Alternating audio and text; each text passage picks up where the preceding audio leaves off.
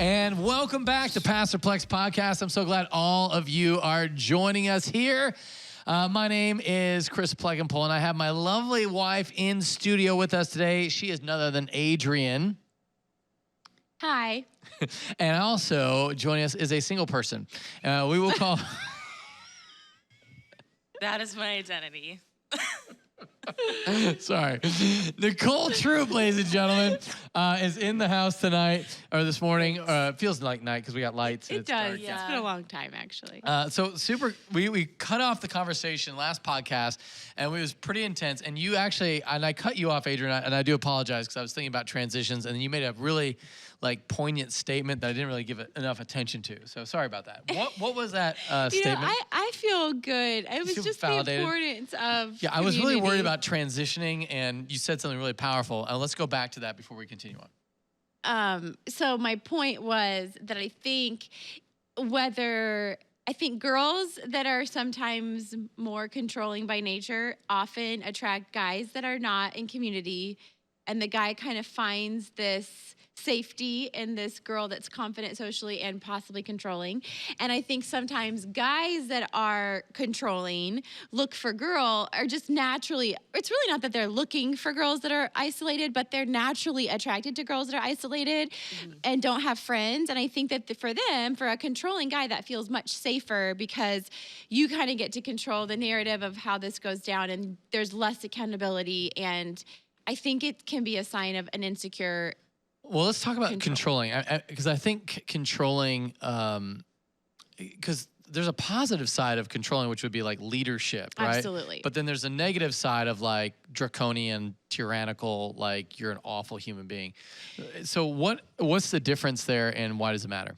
There's a huge difference between leading something well and managing it to suppress healthy things that might not make you that might not present you in the most positive light in the event that you screw up. And so I think that you're a great example. Our marriage is a great example of this in how you lead us. You let us know that we're going to do ministry till we die, and that we're going to, eat when we can, sleep when we can. Okay, whatever. That's your leadership, okay? But then you allow me to have a whole lot, that friends are healthy for me, yeah. and I've asked permission to share some fairly intimate things about our marriage to my close friends, and you allow that. You open that up to me. A controlling husband would never allow that, because heaven forbid I misrepresent. Well, I'm gonna misrepresent. I don't know your heart always, and I'm probably gonna misrepresent it sometimes. And I think you have the confidence to allow that, and I think your trust in God and your trust in my heart. Well, I don't trust your heart because That's because true. it's wicked my heart above would not all be things. Trustworthy. Yeah. But you trust my love trust for God. you. I trust right. God, right? And so Right. even your love for me can be flawed, but I have to trust God that That's true. ultimately what you're going to share in the wisdom and with the friends that you're close with, because I feel like it's good to vent about hey, can you believe my husband? And then usually your friends go, he's amazing. What is wrong with you? And well, they usually will challenge me in something where I can grow as well. And sometimes they'll validate a frustration, but they won't dishonor you. And I think I am super careful with which friends I trust with some of the, and you are aware of who they are. So it's not like I'm running around without and I think it's great. that mutual, but that's what I mean by you're leading me while not being controlling that's of a good point. every Okay, single aspect. You're right. So there is leadership that I guess is obviously some form of control, because that's what you're really asking when you get married. You're asking, hey man, I am submitting to you. If you kind of view a biblical view of marriage, and that is a sense of control. And so who you give your life control over to is scary. Right. But it's a very powerful question, which then begs the question, that's why we're talking about dating. Whom should you do that with? Especially in an era where parents are involved to an extent, but it used to be I bring some, a goat and a bull, and if you're David, some foreskins, and then you give your daughter a marriage, but nowadays it's different. And so, there is a little bit more independence there. Is that a good thing, do you think? Let's think about family, parents, how much, I think that was one of the questions. is it important to invite some of your church family in the decision of whether and whom to marry? And what about family, like blood family, parents, and that kind of thing? So I would say yes. I mean, it's always important. I think for my situation, I'm gonna try to be as honest as I can. I don't think my parents are listening to this, but we'll see. Well, you are a famous podcaster now, so. Oh gosh. Okay. Yeah. Okay. So for me specifically, my family isn't. I guess they would fall into the like nominal Christian category. So Okay. they claim to believe in everything, and I believe that they do, but their life doesn't really reflect that. Sure. So I wouldn't really they're not my first line of defense for dating advice. Okay. Like this goes for I wouldn't go to my brothers either, not my parents really. It's important to me for the guy that I marry, God willing, to for them to like him. Like I want them to like him, and I want him to get. So are you along gonna with have them go ask your parents for permission to marry you? I would like him to ask my dad. Yeah. So what if he said no? What if my dad said no? Mhm. Well, it's not really my dad's decision. So then why ask? Well, my dad's kind of old-fashioned. Okay. And I think it would be honoring for my father to have the guy ask. But I think also like if he does say no, I would like to know why. Like, Right. is there some kind of like genuine concern? Mm-hmm. Like, does my dad see something in this guy that maybe I don't? And I guess depending on that answer, Right, absolutely. If it's just like, oh, I just don't like him, which I don't think that's something that my dad would say. I think if my dad was saying no, he would have a really good reason for saying no. And maybe we could talk about that and discuss it. But like my parents also don't they live in another city. They don't see me on a regular basis, and so I will hold my people in my church, like the people that I would go to here, I would hold their opinion much higher. Mm-hmm. And but like they would also be involved a little bit earlier on in the relationship. Like Okay. if I'm gonna take a guy to meet my parents, I'm like basically ready to get married at that point. Right. That's what I'm thinking. I'm thinking like this is going in this place, like in this direction, and that's when I would take them there. But I would kind of be leaning on my church family to be like, hey, Nicole, this is probably like not the greatest decision. Like this guy is like you're different around him than when you're not around him, you know, or like he doesn't bring out the best in you, you know, because people in my church, my friends here in Austin, see me on a regular basis. They know what I'm like without a boyfriend. I guess the thing that I have, so it goes back to, is it biblical, or maybe is it amoral, meaning not right or wrong, to have your parents to bless your marriage, or to kind of give permission? I can't think of anywhere in the Bible. Like I just recently read through Leviticus, so I don't think there's a law about. I don't think there's a law about. What about honoring your mother and know. father, though? I mean, like that's. Well, that's where asking my dad comes in. Right. I would want to like make sure that my mom, like I would make sure that my family like likes him and is okay with me marrying him. Mm-hmm. But like for my specific situation, like I really do think that my family, if they said no, that they would have a good reason. Sure. Like my family doesn't just like not like people. Yeah, and I guess the reason why that becomes like, when is there a transfer of authority? So, for example, while you're living under your parents' roof, you are under their authority, right? Yeah. Okay, so at that point, you're like, okay, if you're 18, you're technically of age in the public square. If a man came to ask you to marry him, you would go. You technically could just run off with him and elope. I could, yeah. It's fine. You totally could. There's just a difference between what we can do and what is wise and advisable to do. Right. And I think that's where this comes down. Like, can you marry? Yeah, absolutely. You can do whatever you want to do. You can get married at 16. And I mean, your parents just have to sign a paper. right. And in Texas, is that at least. sinful to do that? I don't know that I would say that's sin, but like, man, marriage is like high pressure. You're about to stick yourself. That's what I'm saying. Like, so why wouldn't you get your parents involved on that? Because you're so focused on the moment that you're in, Right. but like that's silly to me. That's unwise. And this is where I don't care how much you don't maybe like your parents, they love you whether they treat you like they love you or not. They do care. And you can't understand that until you have kids. At least I couldn't understand that till I had kids. Is like, oh my gosh, my parents love me so much, and everything like made sense when I had a child. I was like, oh. Well, and I think it's important to include your parents in that decision, regardless of like how good or bad your relationship is with them. Because if you have a bad relationship and you don't include them, it's going to make your relationship worse. Yeah, it will. It's going to make the engagement process a living hell for everyone involved. And like, the marriage and the kids and everything. And I even feel like this is the other thing I would say to that. Like if because I dated a lot of people that my dad was not.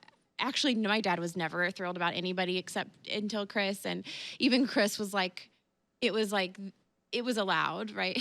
I don't know that there was, I think for a lot of dads, it's like, is there going to be anyone that you're like, man, this is the ultimate, they're giving away their daughter that they love so much. Like that's scary. They know that they're giving him to a sinful dude. And so my dad was just so, had so many concerns about so many people. And I used to get frustrated because I was like, you can't, like, what are you doing? Like, this is a great Christian guy who loves me, who's honoring me, who's, loves God. And I'm like, you should be grateful that I care about all these things and that this is the person that I found. And like, why not just kind of give him your approval? And Dad was like, he wanted more from me. And I think what I learned is, this is what I've learned kind of years into marriage is if you can't know that at the time. No, but also think about it. Forget the whole we need Dad's approval.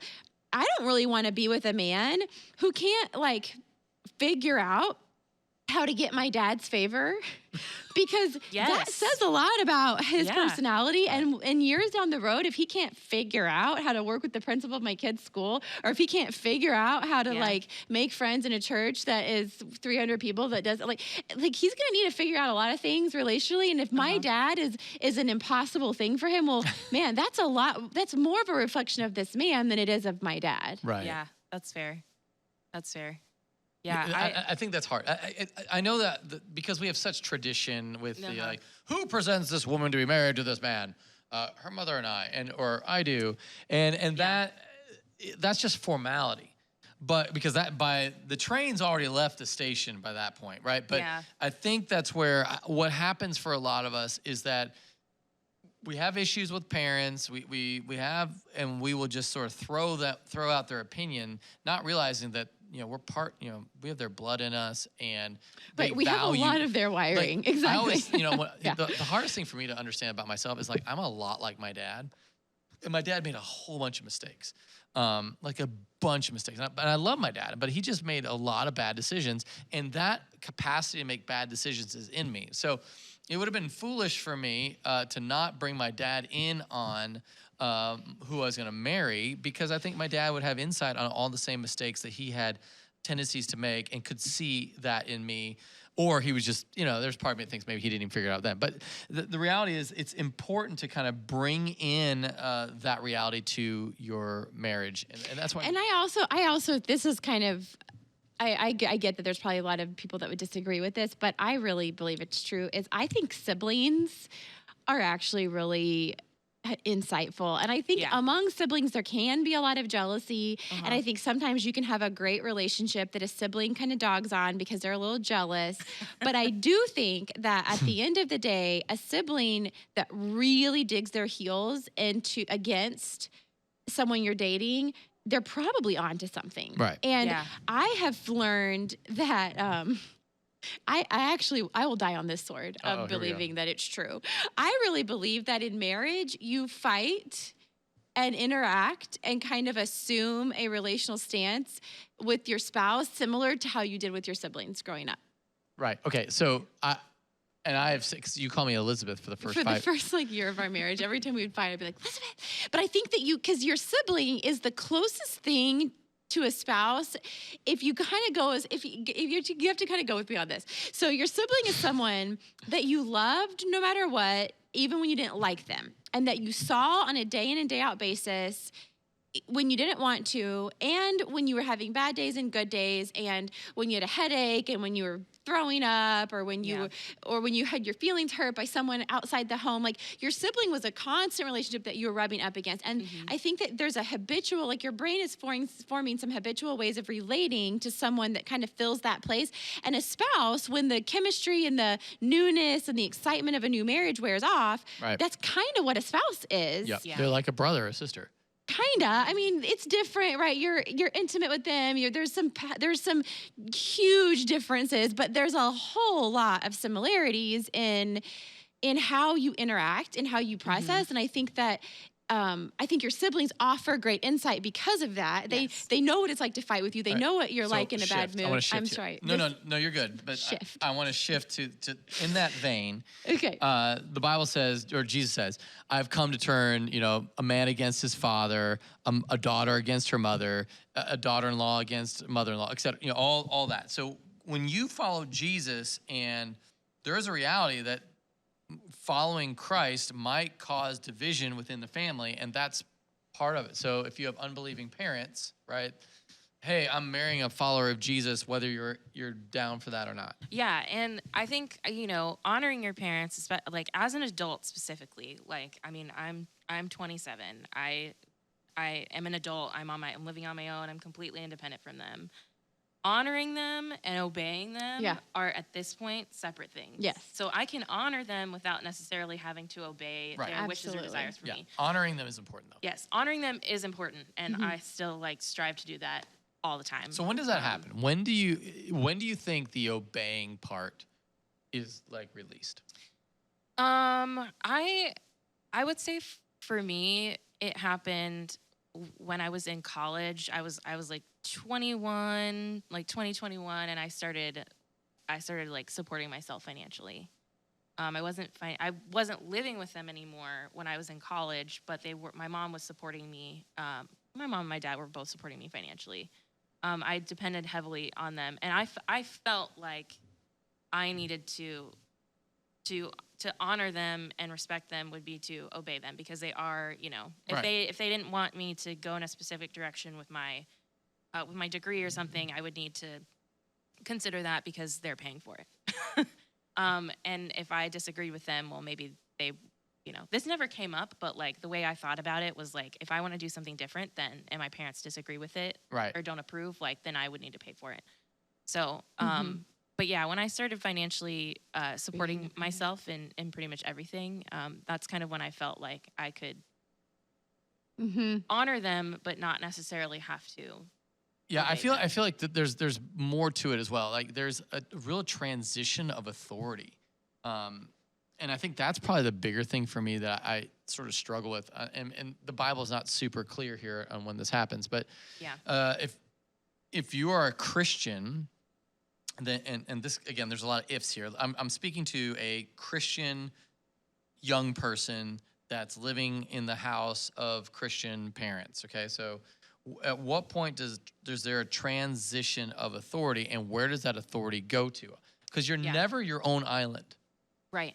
You are never your own I think this is important to kind of even me now, I'm not my own, obviously, but I might be the head of my household, but I submit to the elders of our church. Yeah. And that transition of authority on big decisions is something that I think it's important to bring the leadership of the church into, or there should be a cognizant, hey, my child who's now an adult, you are now free. Don't ever go without headship, meaning have a church authority over you. That to me is a big deal. Yeah. And this might be where I'm this is where it seems draconian a little bit. Well, so I have friends, Jack and Rachel, you know them. Yes. And they have a 21-year-old son. Yeah. And they've done, I think, a really great job of this, because he's graduated from high school. He's working / in college, kind of trying to figure out his life and stuff like that. And they've done a really great job of helping to guide and counsel him, but not necessarily rule over him. He's making his own money, he's paying his own car, he's still living with them. And obviously when his mom cooks, she cooks for the whole family and stuff like that. But but they're doing, and it's been a struggle for them. Like, it's been really hard for them as parents to like not just like tell them what to do all the time, but still like be present and be. But he's living there. Active, but he's living there. Yeah.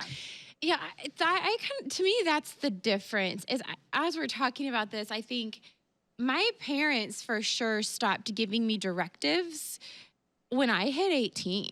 And they were still paying for my college. They did pay for my college, but they weren't giving me directives. There wasn't something that I was obeying or disobeying. And I like to think that as a mom, I think about my sons and I'm like, I hope to not be giving them directives to obey after 18. Like, I hope that I hope that the decision to go to college wouldn't be an obedience to my parents. Do you know what I mean? Like, I think even my parents, like, wanted me to go. They led me to value that decision. But at the end of the day, if I would have said, I'm not doing this, I don't think that they would have pulled you're going to college and you're going to obey us. Like, it was no longer time for that. And so I think that that's where, and I think even if you are receiving financially from them, there's a shift. And I think it's on the parents to make that shift, because I think that if a child is still being told to obey and that's being held over them,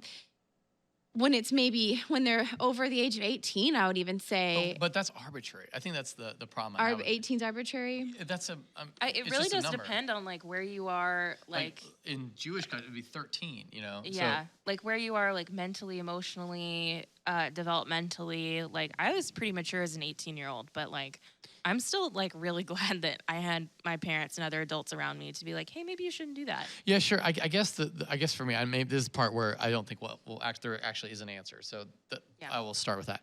But I do think the transition of authority. If you've never been taught about authority and how valuable it is, and how like people being responsible for and to you, that's really a beautiful thing. And I would tell you, I didn't recognize that until I was a pastor, and I recognized, I have such responsibility for the people that I'm pastoring. Yeah. Now, they might not think of it that way, because they're like, whatever, you're not going to tell me what to do. I'm going to move out of the city because of whatever reason, or I'm going to marry this person, you know, whatever. But there would be real wisdom in like coming and asking for that. But there's freedom in Christ, right? I think there's great freedom in Christ to do a lot of things. It's not wise. And so while it may not be like the authority that is placed over your life is for your good and for your benefit with church and with parents, I think we forgo that, and we, in our culture, like, this is only a Western thought. Like, if you're in Asia and you're gonna marry somebody, I mean, that's outside like the family sort of order and all that. Yeah. We're gonna have like a West Side Story, Romeo and Juliet sort of thing here, and I think that we've sort of embraced the Romeo and Juliet, like they did the right thing. They died. Their life was bad. And so like how romantic. Oh, that we died in each other's arms. That is just weird.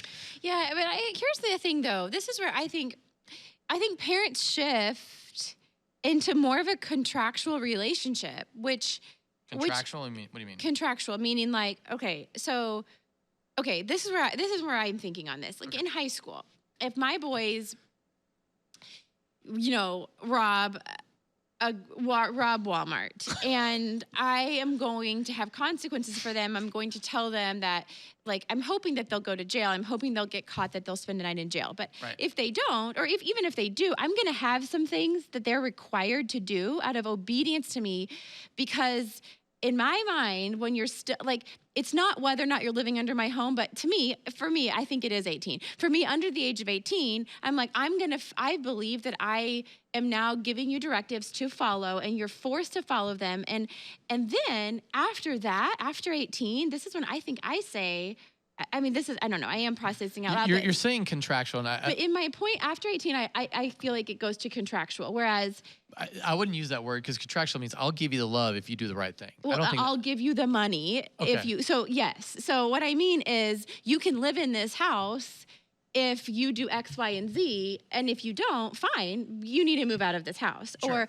I'll pay for your college if you do X, Y, and Z, and if not, fine, we're not paying for your college. Right. And I think that's still different than being obedient to your parents. And I think that's where to me, the relationship changes into this contractual agreement of parents are still allowed to be generous or allowed to, like, even mom and dad I feel like there could be a day where we have to say, son, like, we want you to come to Thanksgiving, but you're not coming with this, or that. Like, that might happen. And that, to me, that's a contractual, that's not an obedience thing. To me, that's a contractual. Okay, yeah, I think what was nice about the Jewish culture back in the day is that when you were 13, you were no longer like obligated to follow the rules, right? Because you were your own man.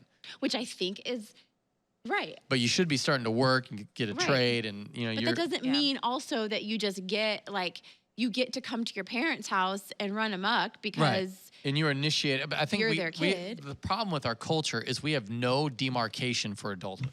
Right. And I think that is probably one of the bigger problems. And so that's why you have delayed adolescence, because nobody said, you are now a man. You are now supposed to be independent and be on your own. My dad did do this. So in college, I was allowed to come live at their house in the summers, and it was fine. There was no anything more to that. But after college, he was like, okay, you're on your own. So you have until I was trying to be a school teacher. I became a school teacher. But so he goes, when August 1st hits, you're not living here.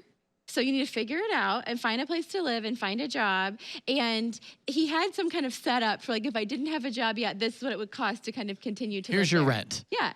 And but I think that's clarity. It was clarity. And it was launching me. Like, I knew that there was this huge expectation. And so what happened to me is when he told me that, I go, oh, shoot. I had only applied to really great school districts. Well, really great school districts usually don't hire first-year teachers, at least back then.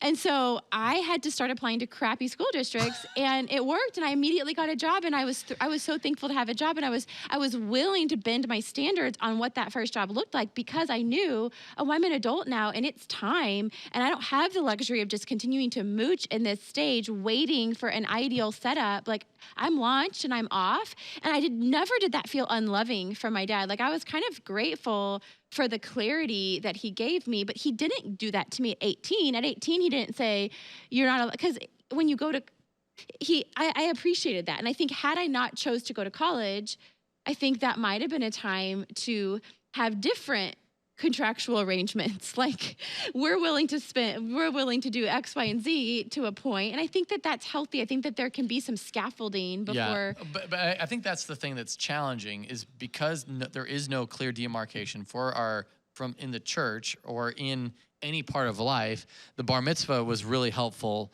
for Jewish culture. Say, you are now a man. But even and for women or ladies, girls, it's bat mitzvah. But it's that sort of celebration of your manhood, womanhood.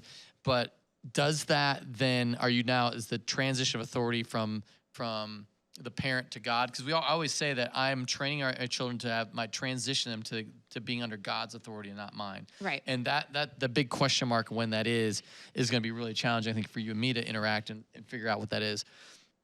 Obviously, right now with a 9-year-old as our oldest, we don't have to worry about it for was it 13? And so at 13, you act as an adult and you just you pay rent. I'm not that's where it's challenging. So, all right. I hate to cut us off because we're right in the middle of another amazing dating session here. But, with circumstances outside of our control, we're going to have to go for part 3. So, hey, thanks for watching and listening to Pastor Plek's podcast. If you have any questions about dating or any of this particular subject, text it at 737-231-0605 or go to pastorplek.com and leave a message there. We would love to hear from you. So from our house to yours, have an awesome week.